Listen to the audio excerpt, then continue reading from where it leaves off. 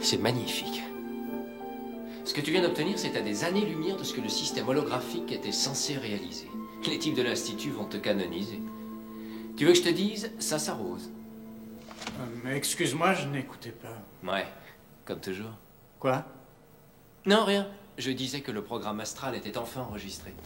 Mais qu'est-ce que c'est que ça? On dirait un fœtus humain. D'après moi, il a environ 8-9 mois. Mais c'est du renseignement. Qu'est-ce qu'il fout dans mon hologramme? C'est bizarre, on n'a jamais programmé ça nulle part.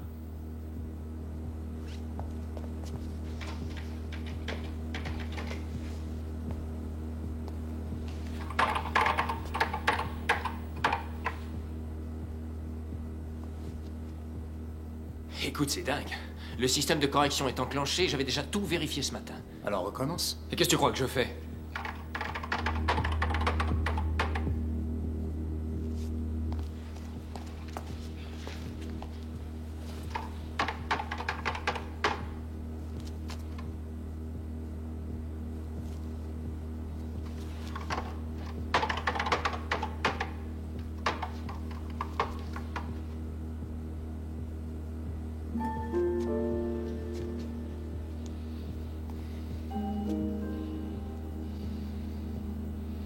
Très bien. Bon, enlève la mémoire. Supprime-la et reprogramme le système. Tu veux tout recommencer? Mais c'est le boulot d'une journée qu'on fout en l'air. T'as une meilleure idée?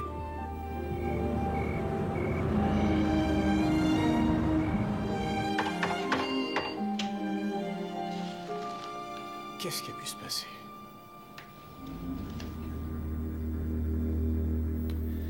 Ça y est, c'est reprogrammé.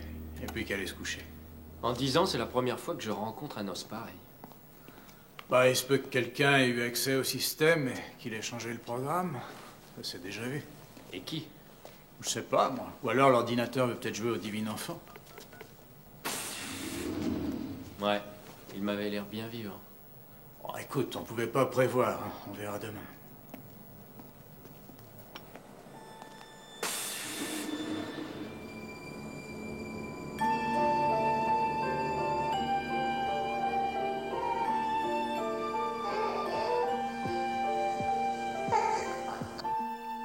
Écoute, je crois pas que ce soit vraiment le moment de parler de ça. Kevin, quand nous nous sommes mariés, tu savais que je voulais avoir des enfants. Tu étais d'accord avec moi à ce sujet. Oui. Disons que je me sens pas prêt. C'est vrai, j'ai déjà tellement de travail au labo. Oh, j'en ai assez du labo. Tu y passes tout ton temps. Moi, c'est à peine si j'arrive à te voir une minute. Et quand on se croise, c'est pour parler de ton boulot. C'est 3 ans de ma vie. Tu veux quand même pas que je fiche tout ça en l'air, non?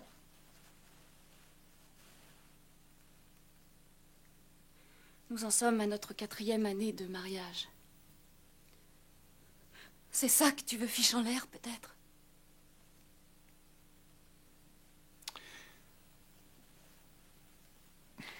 Non, bien sûr que non.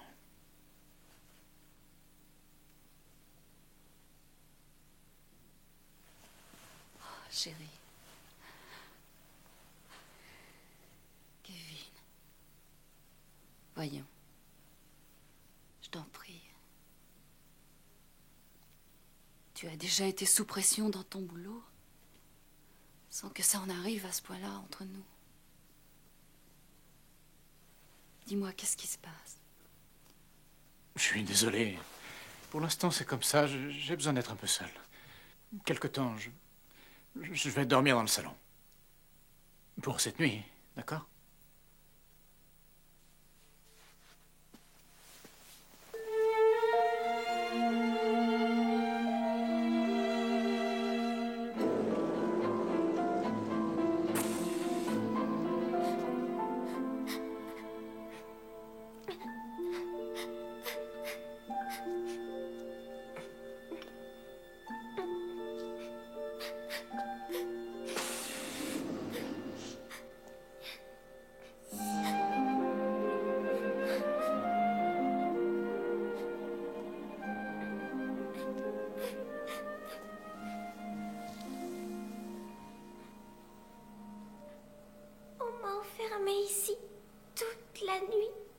laissée toute seule.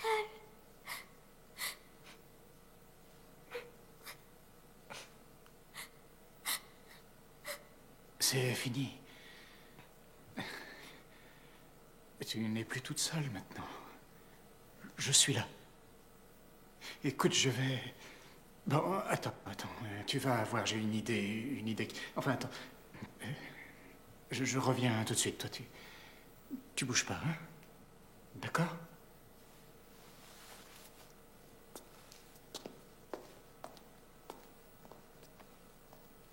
Bon, alors, allons-y.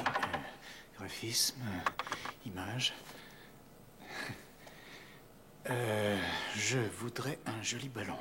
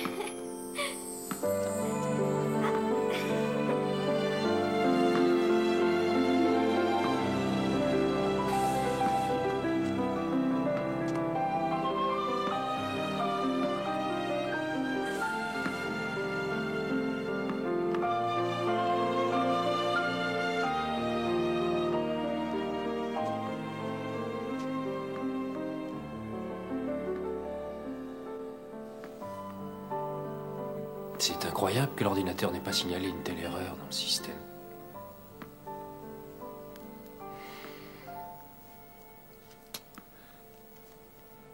Quand j'ai programmé cette balle, il a réagi et... Elle a réagi comme n'importe quel gosse de son âge. Aucun programme au monde ne peut mimer une réaction aussi spontanée face à un stimuli imprévu.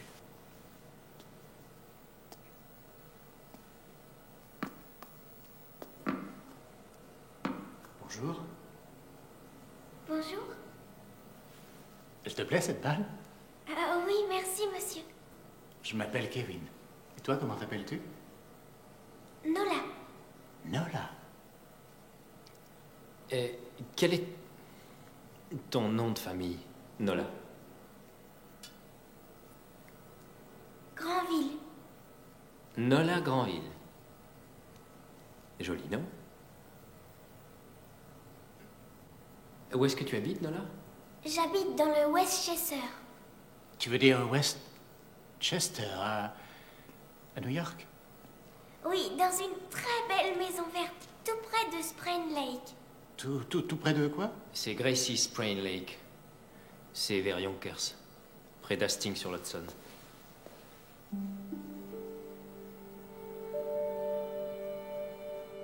Nola. Comment as-tu fait pour arriver ici? Pourquoi es-tu là? C'est normal, c'est bien ici, ma maison, hein, monsieur? Oui, bien sûr que oui, Nola, tu es chez toi.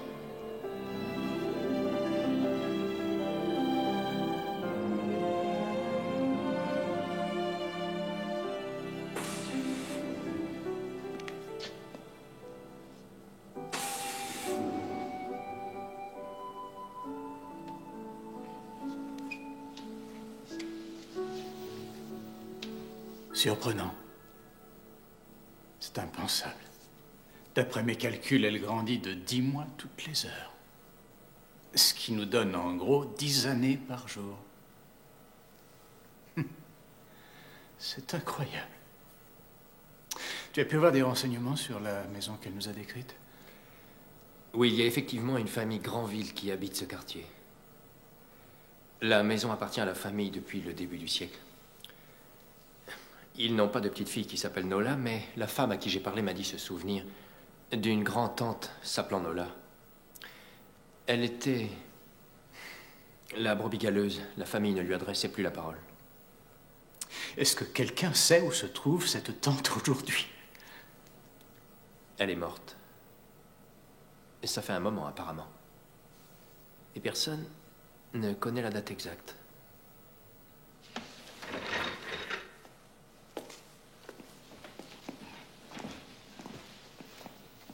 Bonjour, Kevin. Bonjour, Nala. Est-ce que tu voudrais que je te donne un autre ballon ou bien as-tu envie d'un jouet en particulier? Non, ça va. Je n'ai besoin de rien. Mais tu dois t'ennuyer à force, non? Quand je m'ennuie, alors je vais me promener. Qu'est-ce que tu veux dire par « je vais me promener » ? Dans ma tête. Comme à l'instant, je me promenais près du lac. Je me souviens d'une fois où papa nous y avait emmenés en pique-nique. Et moi, j'étais rentrée dans l'eau, jusqu'aux genoux. Alors, papa, il m'avait donné une fessée. Oh là là, je ne veux pas me souvenir de ça. Bon, mais quand tu penses à toutes ces promenades, ces personnes, enfin, toutes ces choses, c'est un peu comme si tu y étais? Oui, mais j'aime bien être ici. Avec toi, surtout. Nola, est-ce que tu te souviens quand ton papa t'a emmené au lac? En quelle année? Je crois que c'était en 1917 ou peut-être 16. C'est ça, 1916. Bon, ça va peut-être te sembler bizarre, mais serait-il possible que, d'une façon ou d'une autre, il y ait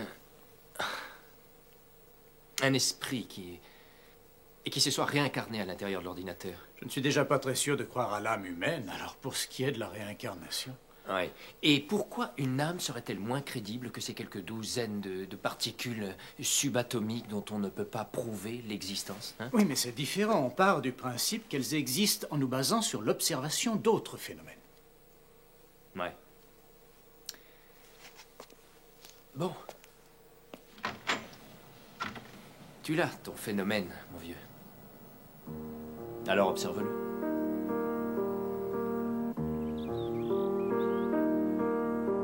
Et puis, je me souviens de la fois où mon père avait remarqué que je lisais un livre de poèmes de William Butler Yeats.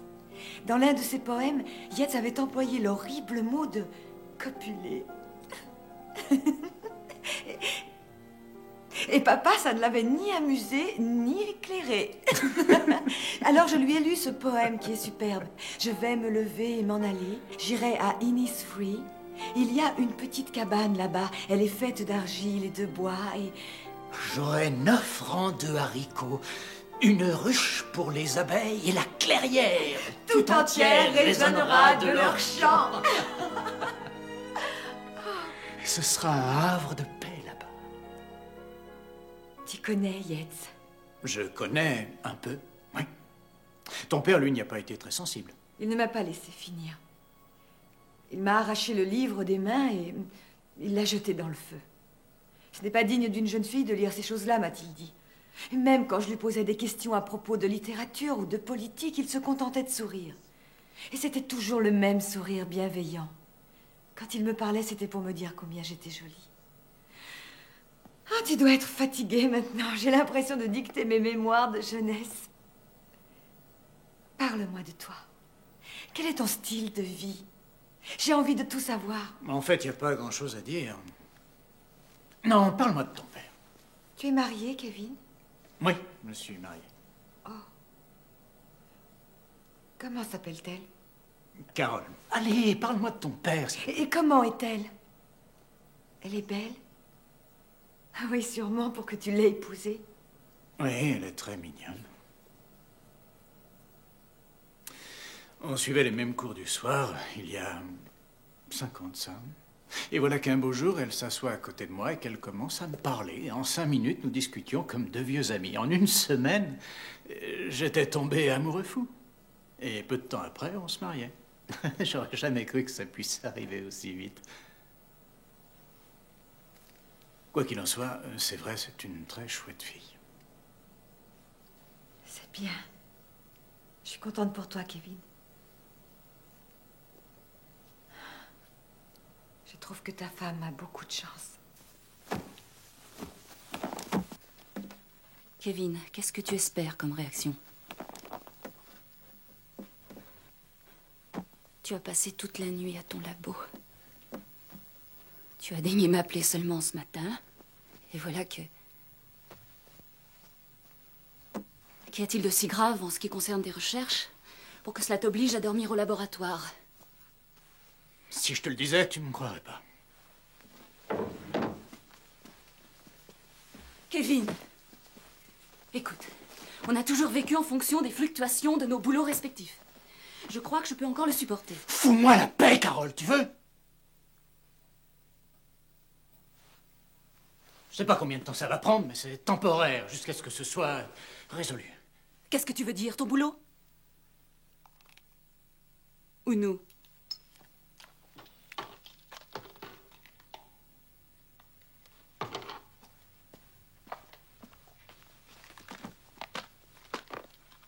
Tu as l'intention de me quitter? J'en sais rien! En ce moment, je ne sais plus rien!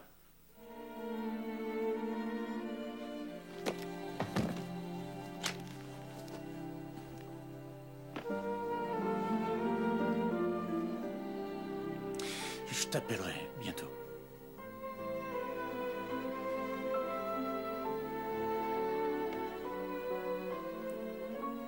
Pardonne-moi.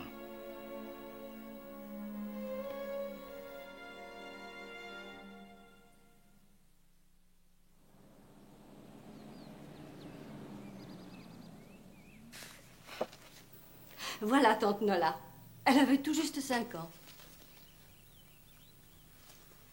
Surprenant. Son père était un homme à principe. Lui et Nola se sont brouillés quand elle a eu 20 ans. Et ensuite, la famille n'a jamais voulu la revoir. Une brouille à propos de quoi?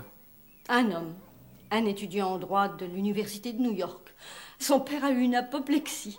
Il a menacé de la déshériter, mais Nola s'en moquait. Elle s'était toujours sentie un peu coupable d'être trop riche. Très peu sont encore en vie aujourd'hui. Elle avait une sacrée personnalité, la tante Nola. Il est là avec elle. Il s'appelait Robert.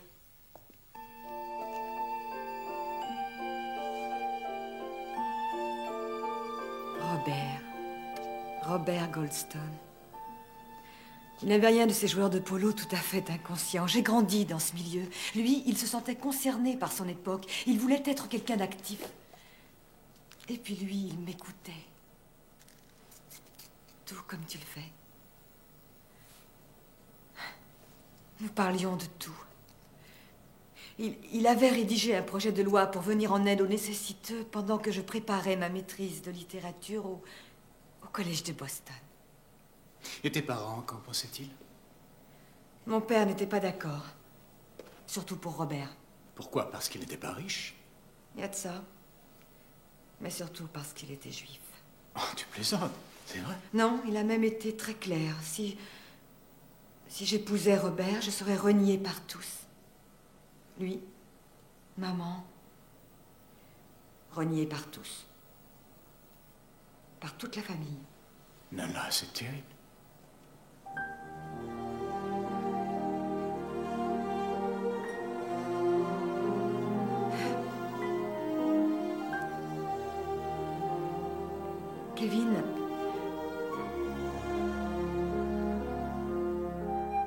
Kevin, pourquoi suis-je ici? À discuter avec toi. Je n'en sais rien. Et d'ailleurs, moi aussi, je me pose la même question. J'ai l'impression que je suis là dans un but bien précis.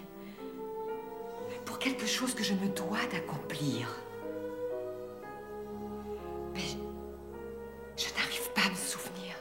Aide-moi, je t'en prie. Aide-moi à me souvenir.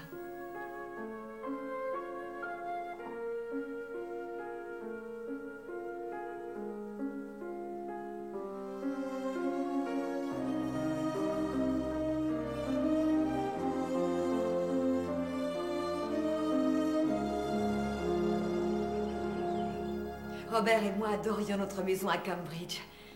Quand je me suis trouvée enceinte, nous avons décidé de la vendre pour une autre plus grande. Alors j'ai... Comment ça? Tu as eu un enfant? C'est la première fois que tu en parles. C'est que je viens de m'en souvenir. Tu sais, Kevin, c'est très curieux, mais quand je suis là à me souvenir de tout ça, c'est exactement comme si je le vivais pour la première fois.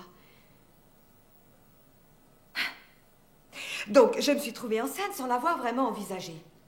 Mon médecin m'avait dit que j'avais une malformation de l'utérus. Il m'avait prévenu qu'il me serait difficile d'avoir un enfant. Mais... Oh, je t'en prie, épargne-moi le suspense. Garçon ou fille? Les contractions ont commencé alors que j'écrivais un papier pour la revue des poètes. Je les gardais serrés dans ma main jusqu'à ce que j'arrive à l'hôpital. On a fini par me l'arracher lorsque je suis entrée dans la salle d'opération et que... Non, Christine, malade. Mais qu'est-ce que tu as? Bon sang, qu'est-ce qui se passe? Par pitié, je vous en prie, arrêtez. Elle est mal. Je sais pas, elle s'est pliée en deux, elle a hurlé de douleur. Oh, Dan, elle souffre et je ne peux rien faire pour elle.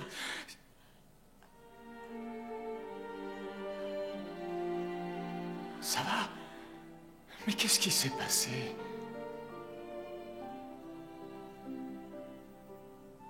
J'ai perdu le bébé, Kevin. Je viens de m'en souvenir.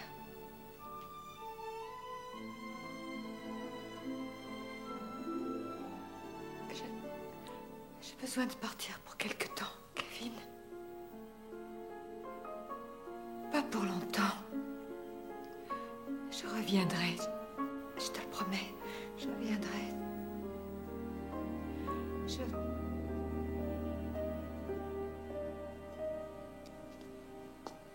C'est incroyable, elle a disparu. Oui, elle a...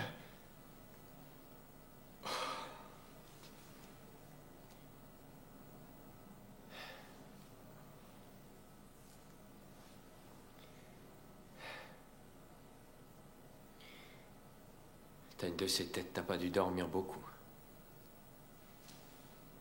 Mais si. J'ai dormi 3 heures cette nuit.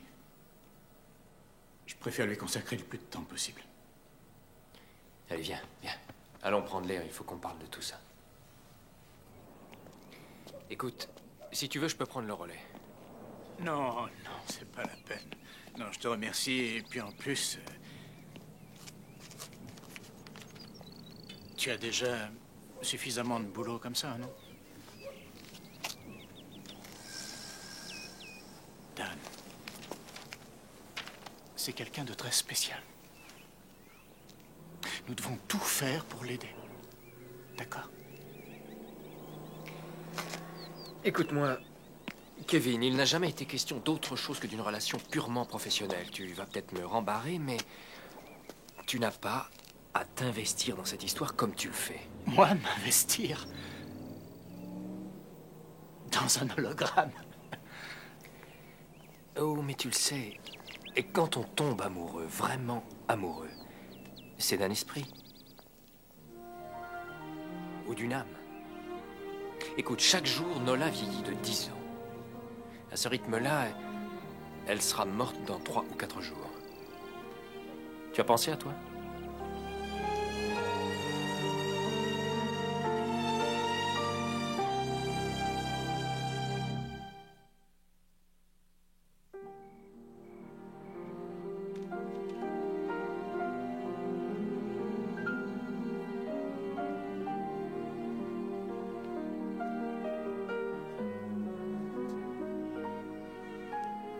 Ça va mieux?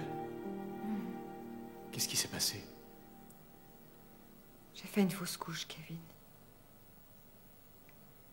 C'était une petite fille. Une splendide petite fille. Je voulais tellement avoir cet enfant, tu sais. Avoir la chance d'offrir à quelqu'un tout l'amour que je n'ai pas eu.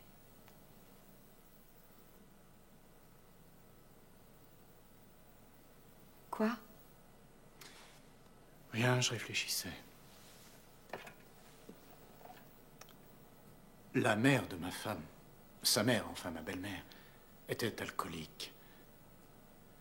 Et je me souviens que Carole m'a expliqué un jour qu'une des raisons pour laquelle elle voulait un bébé, c'était pour lui donner la mère qu'elle n'avait pas eue quand elle était enfant. Avant aujourd'hui, je n'avais pas compris ça.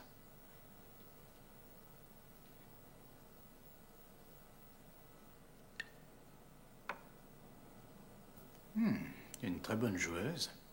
J'ai eu un bon professeur. Robert adorait les échecs. En attendant... Échec. Tu me sembles très doué, toi aussi. Il a fallu que je gagne 3 fois de suite pour que tu t'en rendes compte.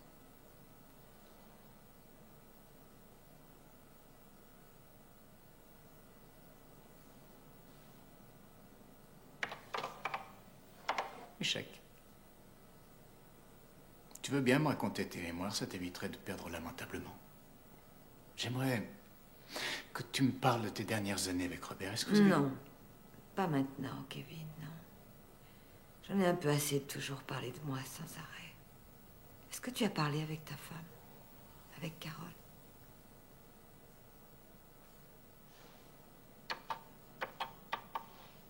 Échec. Tu veux vraiment la perdre, Kevin? Ah, je t'en prie, ne me parle pas de perdre qui que ce soit.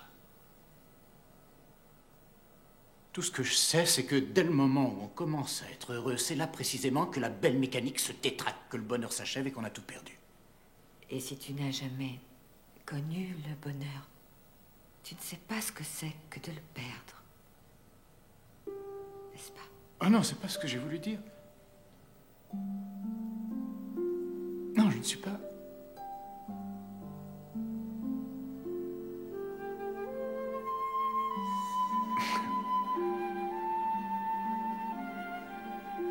Ouais, dans le fond, mon raisonnement était ridicule.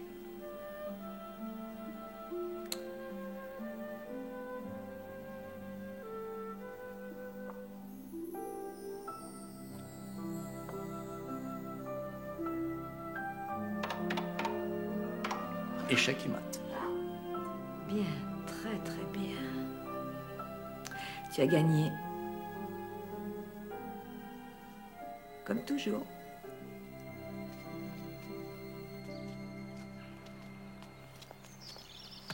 Vous voulez que je vous aide? Non, je connais bien l'endroit.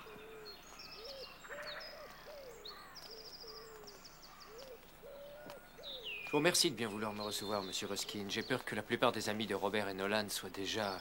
Tu ne sois déjà mort. Pardonnez-moi, c'est très maladroit de ma part. Non, mais cela fait maintenant 15 années que je suis plongé dans les ténèbres, cher monsieur. Et il a bien fallu que je continue à vivre malgré tout.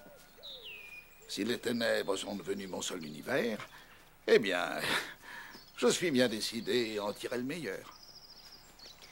Vous connaissiez Robert et Nolan depuis quand? Depuis 30 ans. Depuis que Robert était devenu avocat. C'était vraiment des gens charmants. Robert et sa passion pour le droit, la justice. Nola et son amour de la poésie. D'ailleurs, elle a été publiée dans certaines revues, vous le saviez. Oui, oui, je le savais. Ils faisaient un couple admirable. Oui, en effet. Est-ce que l'un d'entre eux serait mort en laissant un travail quelconque inachevé, un projet ou un rêve qu'il n'aurait pas pu réaliser? À vrai dire, les dernières années, Robert avait perdu de sa ferveur après la mort de Nola. Ce n'était plus le même homme. Nola lui a été enlevé beaucoup trop tôt. D'ailleurs, je crois qu'il ne s'en est jamais tout à fait remis. Quoi? Oui, excusez-moi, mais quand exactement Nola est-elle morte? Ah, je pense que c'était en mars. Oui, en mars 1943. Elle avait tout juste 35 ans. Quel malheur. Oui, quel grand malheur ça a été. Comment est-elle morte? Je pensais que vous le saviez. Nola est morte en couche.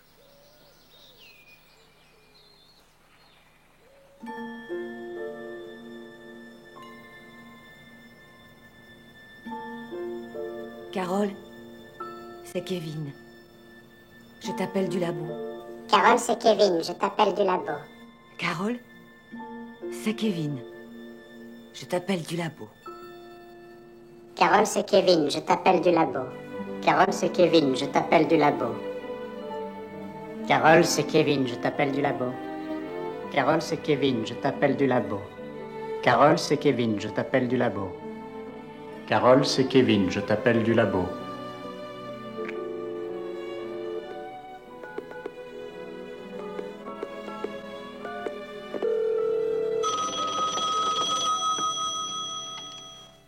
Allô? Carole, c'est Kevin. Je t'appelle du labo. Kevin? Tu vas bien? Oui, ça va, chérie. Tu me manques. Tu me manques aussi. Je rentre chez nous. Tu crois qu'avec ta puissante automobile, tu pourrais passer me prendre? Oui, je crois que ça peut se faire. Bon, à tout de suite. À tout de suite. Je t'aime.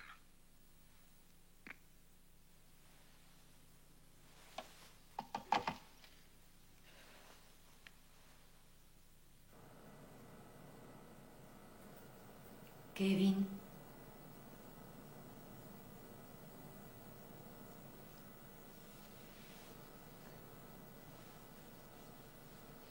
Kevin, c'est l'heure de te lever.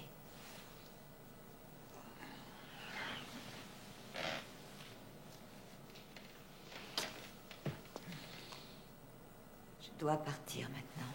Non. Si, il le faut. J'ai accompli ce que j'avais à faire et maintenant je dois m'en aller. Mais qu'est-ce que tu as accompli? Et pourquoi ici? Je suis venue pour toi, Kevin. Pour moi?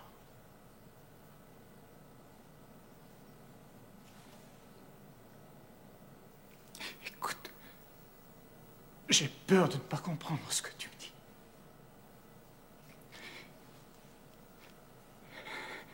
Mais si ce que tu me dis est vrai, je t'en prie. Je t'en prie, ne pars pas. Je ne peux pas rester davantage. Je suis désolée. Je t'en prie. Attends. Reste encore un peu. Je n'ai pas le choix. Non! Non! Je ne peux pas te perdre encore! Comme tu m'as perdu autrefois. Oui, c'est ça! Oui! Comme autrefois, comme...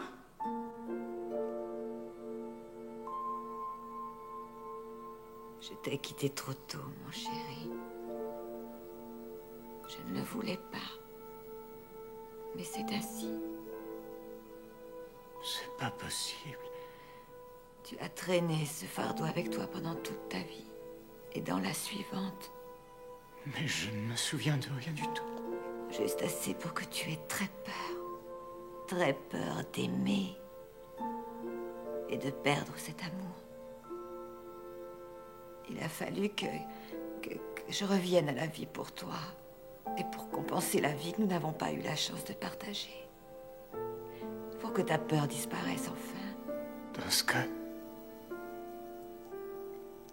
Tu le savais depuis le début? Non. Je l'ai su après ma fausse couche. Non seulement je me suis souvenu de ma souffrance, Kevin,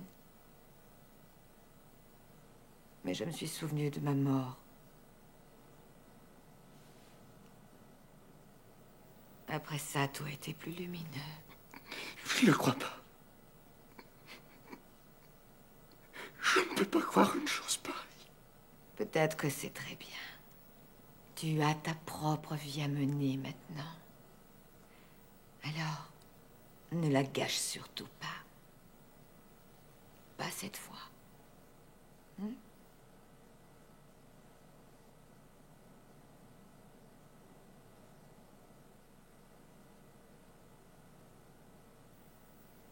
Je dois partir maintenant. Non.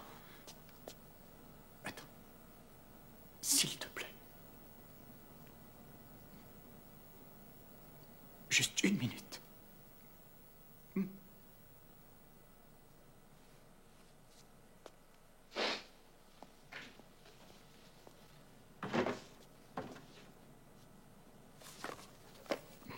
y est de son corps. Tu te souviens du poème qui s'appelle « Quand tu seras vieille » ? Quand tu seras vieille et grise et si lasse. Écoute ce passage.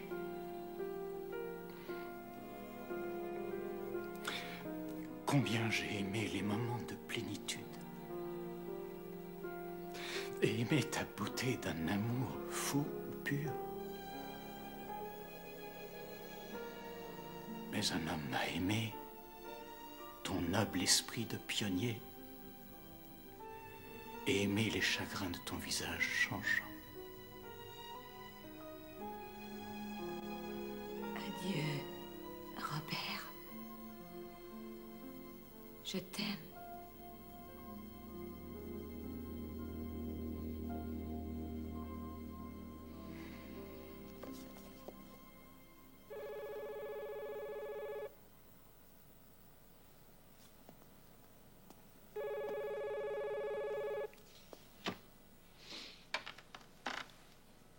Drayton. Docteur Drayton, il y a une dame à la réception. Je crois que c'est votre femme. Je peux la laisser entrer? Oui.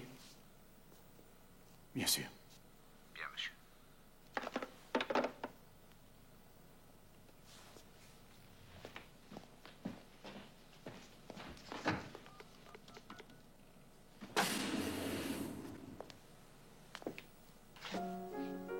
Tu as appelé un taxi.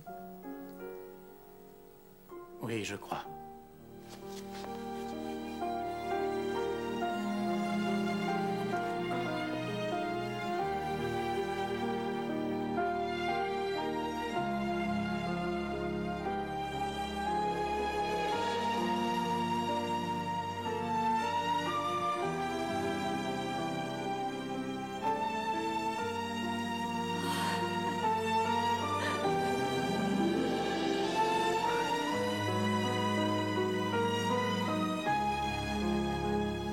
Kevin? Qu'est-ce que c'est?